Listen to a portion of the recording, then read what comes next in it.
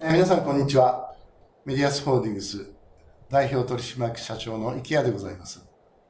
お忙しい中、ご参加いただきまして、誠にありがとうございます。さて、本日はご覧の内容で進めてまいります。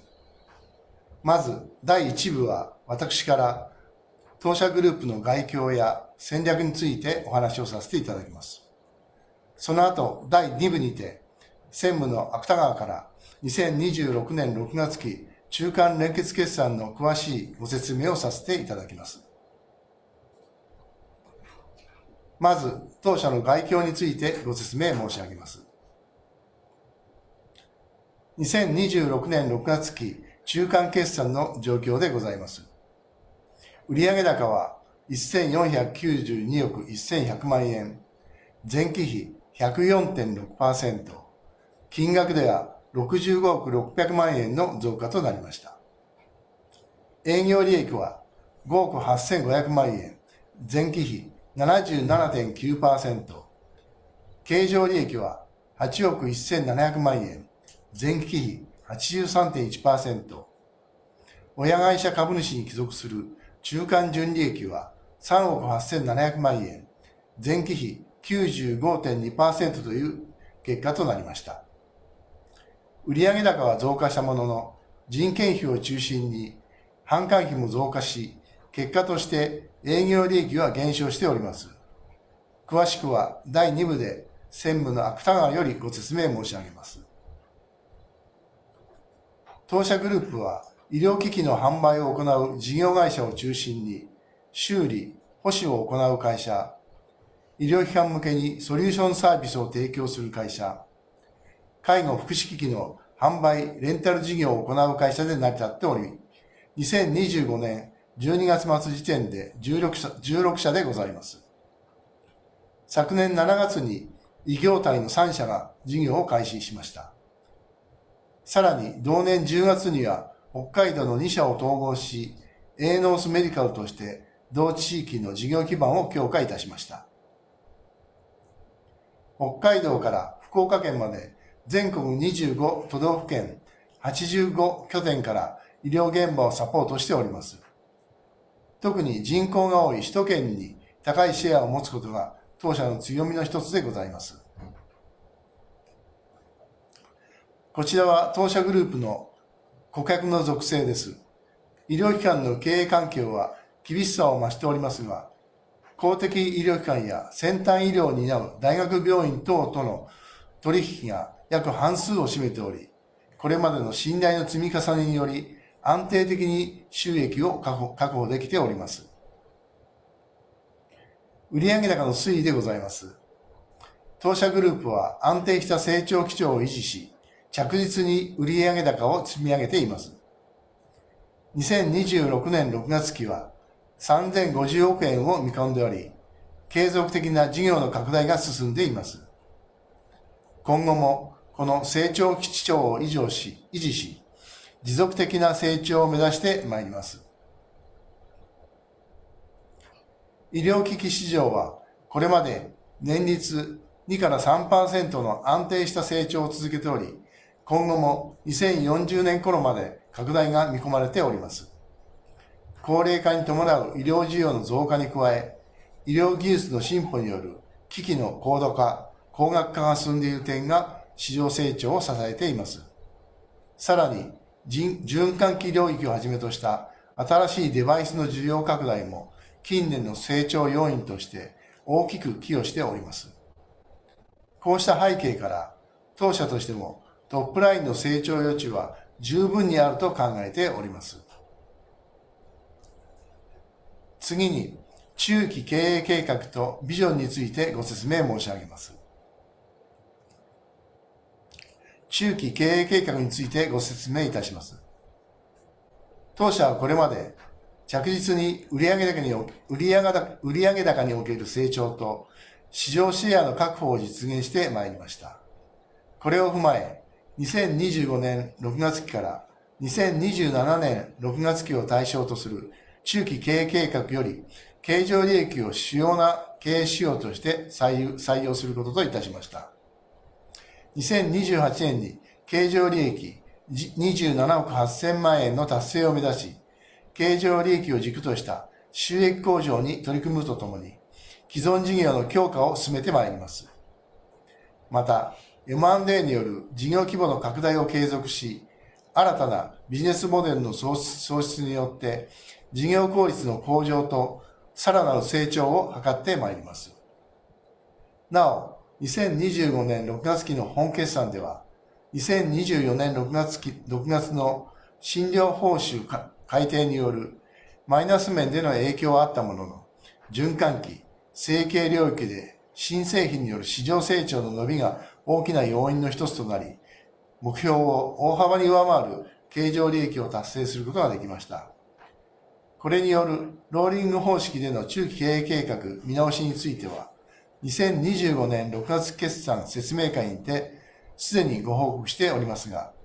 新たに策定した2026年6月期から2028年6月期までの3カ年計画では、過去の実績に基づいた実態に即した計画となっております。この中期経営計画を達成するための企業価値向上に向けた戦略についてご説明申し上げます。まず、重要なポイントは、既存事業の構造改革と事業投資の選択と集中の2つの基軸でございます。既存事業については、事業効率や資本効率を高める取り組みを進め、収益基盤をより強固にしていきます。一方で、成長分野への投資は選択と集中を行い、財務基盤を維持しながら将来の成長につながる領域に資源を重点的に投じてまいります。人的資本の強化については、この2つの取り組みを支える基盤として、現在の組織体制をより強くしてまいります。また、当社の強みである M&A やソリューション提供、業務効率化をさらに活かし、サステナビリティ経営として安定供給、環境対応、人材活躍、ガバナンスに取り組みながら持続的な企業価値の向上を図ってまいります。ここからは我々の3つの強みについてご説明申し上げます。まずは M&A 戦略についてでございます。当社グループは市場構造変化を見据え、M&A およびアライアンスを推進しております。我々が M&A およびアライアンスを推進する背景には、日本における医療機器市場の成長率の鈍化がございます。先ほども申し上げた通り、日本の医療機器市場は高齢化に伴い、2040年までは需要は拡大すると見込まれておりますが、トップラインを伸ばす余地は十分にあると考えております。しかしながら、当社の売上高の約6割が輸入品であり、海外メーカーにとって日本の医療機器市場は、その成長率の鈍化や償還価格によって価格が抑えられ、その後も下落していくため、メーカーにとっては収益確保が難しい構造であり、薬事承認を含めて市場導入時のコストが高額であるなどの理由から、魅力が薄れ、優先度が低下してきている状況でございます。こうした環境変化の中で、メーカーが日本の代理店に求めているのは、広域をカバーできる流通網と安定した経営基盤です。メーカーから選ばれるディーラーであり続けるためには、これらの要件を満たすことが不可欠ですが、単独の努力だけでは補完しきれない領域も存在いたします。そこで当社グループは M&A やアライアンスを活用し、広域展開、エリアベスシェア、販売力、財務安定性といったメーカーから期待される要件を補完し、並行して自らの販売力や財務基盤の強化にも取り組んでまいります。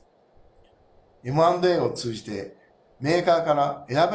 ばれるディーラーとして存在感を一層高め、将来像として描いている全国的なネットワークの構築を着実に実現してまいります。こちらは当社が近年実施してきた M&A の一覧です。当社は M&A および戦略的アライアンスを通じて事業規模の拡大と流通網の強化を図ってまいりました。これにより各分野における専門性の高い企業を迎え入れ、分社化や統合を通じて、より効率的な運営体制の構築と営業力の向上を実現し、徐々に成果が現れてきております。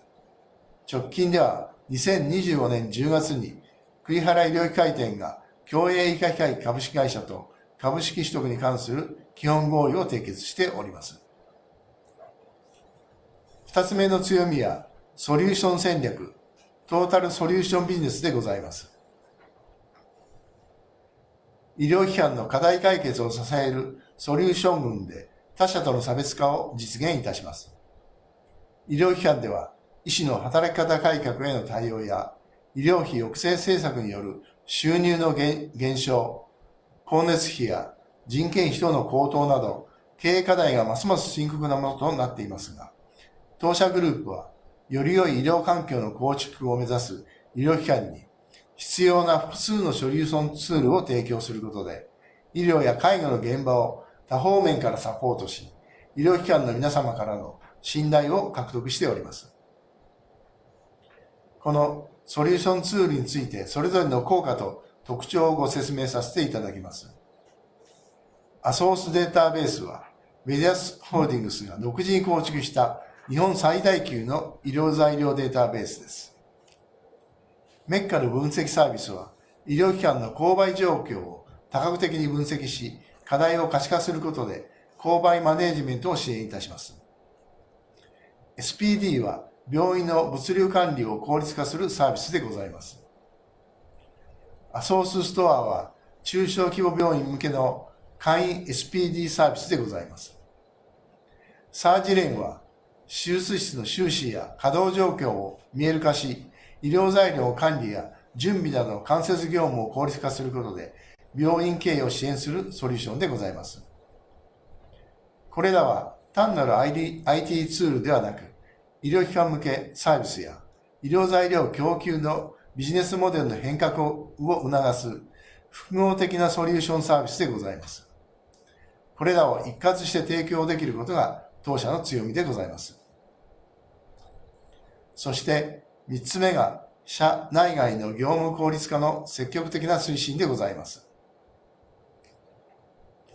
次に我々の仕入れ先であるメーカーの効率化に寄与するサービスをご説明させていただきます。メーカー、そして我々医療機器ディーラーも同様でございますが、現在物流コスト増や労働時間削減への対応が必要とされています。当社グループでは一人物流を行ってその負担を軽減するとともに 3PL 事業により在庫管理や出荷業務を請け負うなどメーカーの物流課題の解決に貢献しております。後ほどこれに関連するメディリスロジーによる共同配送実験のトピックスをご紹介させていただきます。当社グループは社内の業務効率化も引き続き推進しております。組織力を高めるための取り組みも進めております。具体的には、まず組織の構造改革として、グループ全体のバックオフィス機能をシェアードサービス化し、業務の標準化と負荷軽減を進めてまいります。さらに、専門領域の集約と再編を進め、循環器領域や整形外科領域など、グループ内で分散していた機能を整理、統合いたしました。合わせて、人的資本の強化のため、教育研修の充実や評価制度の見直しを行い、多様な人材が活躍できる環境を整えております。また、調達、物流の最適化では、共同調達の拡大やシステム導入を進め、コスト効率と品質の両立を図ってまいります。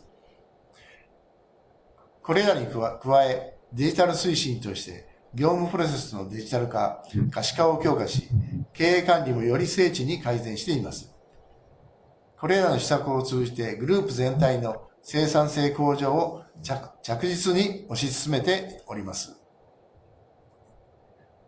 当社グループの最近のトピックスでございます。ここからは、当期の主要トピックスについてご説明いたします。まず1点目は、グループシナジー最大化に向けた組織再編でございます。事業機能を集約し、大規模な組織再編を実施いたしました。事業横断の重複業務を整理することで、効率化と品質向上、そしてコスト抑制を進めています。また、新部門の立ち上げや既存部門の再編強化により、次世代リーダー育成と経営管理基盤の強化を加速させております。続いて、この組織再編と並行して行っているのが、既存事業の分社化による専門性の強化です。前回本決算でもご説明しておりますが、物流、商品調達、メーカー営業代行の3つの機能をそれぞれ独立させ、メディリスロジー、ミュールヘルスケア、レップスの3社を設立いたしました。機能を切り出し専門化することで、事業スピードの向上とグループ全体での価値最大化につながっております。そして3つ目のトピックスとして、これら専門会社を含めた事業会社の直近のトピックスもご紹介します。まず、メディスロジでは医療機器物流の効率化を目的に、業界パートナーと共同配送の実証実験を開始しています。適正在庫、配送コスト、環境負荷など、医療物流が抱える課題解決に向けた取り組みであり、将来の新たな物流スキームの構築につながるものと期待しております。また、もう一つの重要な動きとして、栗原医療機械店が共営機械と経営統合に向けた基本合意を締結いたしました。地域密着型の医療機器ディストリビューターである同社との連携により、事業、物流、管理面での統合効果を創出し、地域医療へより深く貢献できる体制を築いてまいります。これら3つのトピックスは、グループの専門性を高め、成長の基盤をより強固にするための取り組みでございます。引き続き、事業効率化と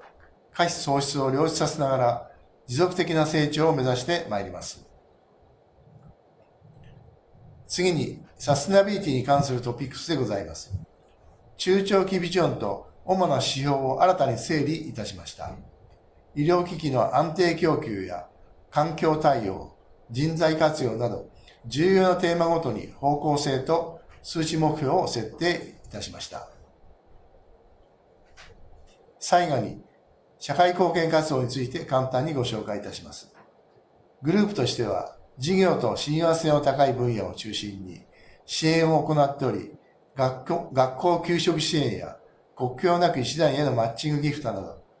継続的な取り組みを進めてまいります。また、今回新たに障害者支援の一環として、日本補助犬情報センターへの支援を開始いたしました。寄付や啓発活動を通じて、補助犬の普及と社会的理解の促進に貢献していくものです。引き続き、医療、福祉の領域で社会に貢献できる活動を継続してまいります。それぞれの事業会社でも、地域のプロスポーツチームや行政との連携して、様々な社会貢献活動を地域的に、継続的に行っております。そして、共愛医科機会とアルバースでは、子どもたちに医療の仕事を楽しみながら体験していただくイベントを2007年より開催しております。昨年は静岡県沼津市にて開催し、今年は9月12日、13日に静岡県浜松市にて開催する予定です。冒頭でも申し上げました通り、メディアスホールディングスグループは今後も社会に貢献する企業グループとして成長を続けてまいります。第1部の説明は以上となります。ご清聴ありがとうございました。それでは私より2026年6月期中間の連結決算についてご説明いたします。2026年6月期中間決算の概況でございますけれども、売上高は1492億、前年同期比 4.6% でございます。省令増加やオーソエッジジャパン、アルセントといった比較的事業開始から年数の浅い事業会社における新規獲得等による販売の拡大により増加しました。消耗品では循環器、成形化領域を中心とした省令数の増加、新顧客獲得の進展がございました。備品では放射線装置や人工心肺装置等による大型備品販売があった一方、先送りや案件のロストによる販売の減少、前年同期における大型備品販売の影響もあり、こちらはマイナスに推移をいたしました。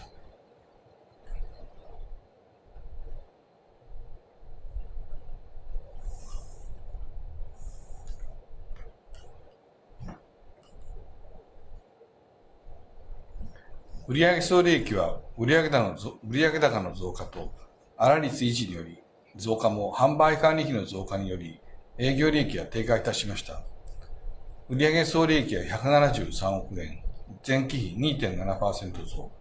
営業利益は 5.8 億円、前期比 22.1% 減でございます。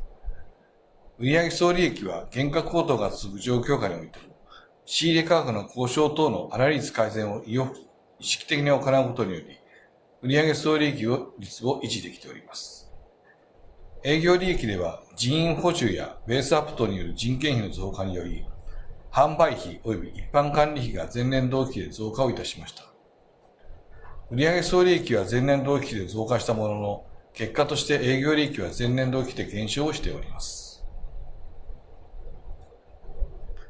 販売費一般管理費でございますが、人員増強やベースアップ等により人件費が増加をいたしました。人件費は事業規模拡大に伴う人材採用による増加、ベースアップ等による給与手当が増加をしております。また、業務委託費では配送単価の上昇及び配送物量の増加による物流コストの増加がございました。2025年6月期と比較しますと、増収効果がプラス4億5000万あった一方、人的投資への増加によるマイナスの3億9500万円、業務委託費の増加による8400万円のマイナスがございまして、営業利益としては5億8500万円となりました。都道府県別の売上高の推移でございます。各県ごと、それぞればらつきがございますけれども、オーセッチジャパンとアルセントの販売増加により、西日本と東京を中心に売上高が増加しております。なお、マイナスに転じている都道府県ございますが、前年同期では大型の備品販売があり、当期ではそれが発生しなかったということで、少しマイナスになっている県もございます。売上高のうち備品以外の推移はこちらの表でございます。先進医療機器に付随する消耗品販売を中心に、堅実に実績を伸ばすことができております。消耗品の分野別売上高はこちらの表の通りでございます。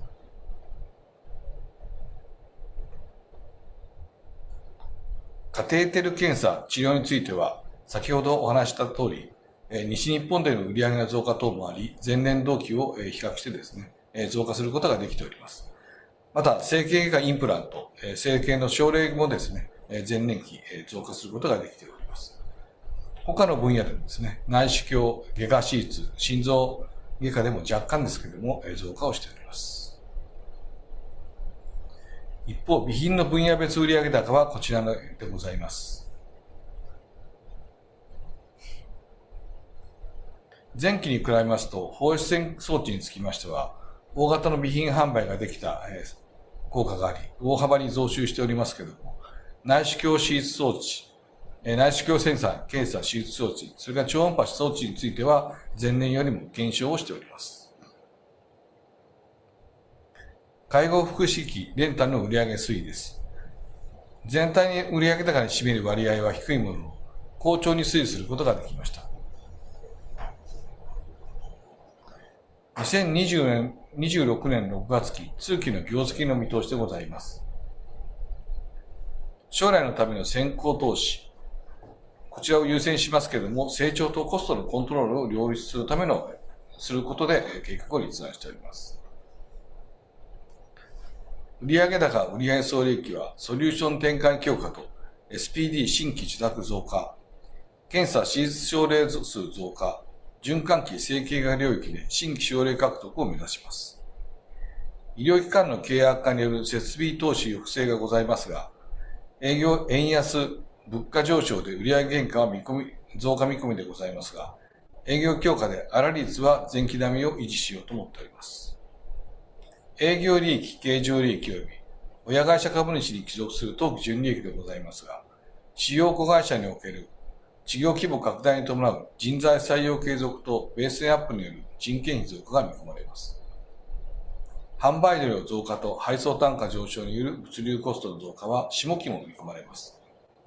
なお、IT セキュリティ強化と基幹システム開発費発生による IT 関連コストが若干ですけれども増加する見込みでございます。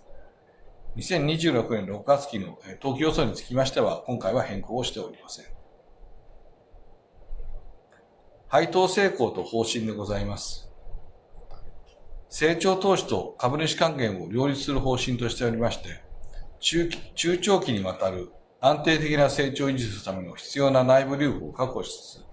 その成長に応じた成果の配分を実施することを基本方針とし、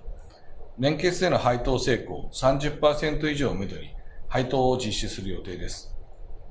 2020年6月期の配当の計画としましては、1株あたり配当は20円、年決配当成功 34.2% を計画しております。資本コストや株価を意識した経営の現状分析でございます。株主資本コストキャップウェブベースで約 6%、ROE は2021年6月期をピークに低下傾向も、資本コストを上回る水準を維持できております。現状では 6% 台で推移しておりますが、中長期的には利益成長により 8% 以上を目指したいと考えております。PBR は2020年6月期以降、株価下落に伴い1倍前後で推移をしています。今後は利益成長と対外発信強化で市場評価向上を目指してまいりたいと思います。今後の方針でございます。収益性、資本効率、株主還元、人材投資の強化により、持続的成長を実現してまいりたいと考えます。収益性の改善では、既存事業の構造改革と強化、